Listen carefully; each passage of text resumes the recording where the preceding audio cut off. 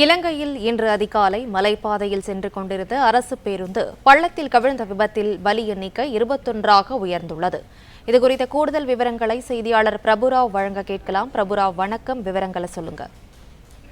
நிச்சயமாக இலங்கை கதிர்காமத்திலிருந்து நோரலியா நோக்கி இன்று காலை அரசு பேருந்து ஒன்று சுமார் 40க்கும் மேற்பட்ட பயணிகளுடன் சென்றுள்ளது. இந்த அரசு பேருந்தானது சரியாக கண்டி பிரதான சாலையில் சென்று கொண்டிருக்கும் போது அது ஒரு மலைப்பகுதி. அந்த பகுதியில் பேருந்து வளையும் போது கட்டுப்பாட்டை இழந்து அங்கிருக்கக்கூடிய பள்ளத்தில் கவிழ்ந்து விழுந்ததில் சுமார் 21 பேர் தற்போது உயிரிழந்ததாக அங்கு இருக்கக்கூடிய நுவரெலியா போலீசார் உறுதிப்படுத்தியுள்ளனர். அது மட்டும் இல்லாமல் 10க்கும் மேற்பட்டோர் தற்போது சிகிச்சை பெற்று வருகின்றனர். குறிப்பாக இந்த காயமடைந்தவர்கள் கம்பாலை, நோரலியா, நவலாப்பிட்டி உள்ளிட்ட மருத்துவமனையில் தற்போது அவர்கள் சிகிச்சை பெற்று வருகின்றனர். மேலும் இந்த விபத்தை பொறுத்தளவு தற்போது அந்த பகுதியானது மலை பள்ளம் என்பதால் அங்கிருக்கக்கூடிய மக்கள் மற்றும் மீட்பு குழுவினர் தற்போது அங்கிருக்கக்கூடிய மக்களை மீட்டு வருகின்றனர். இருப்பினும் அது மிகவும் ஒரு ஆழமான பகுதி என்பதால் அங்கிருந்து மீட்டு வருவதற்கு சிக்கல் ஏற்பட்டுள்ளதாக மீட்பு குழுவினர் தெரிவிக்கின்றனர்.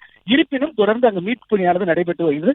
சம்பவ இடத்தில் நுவரெலியா போலீசார் வழக்கு பதிவு செய்து விசாரணை மேற்கொண்டு வருகின்றனர்.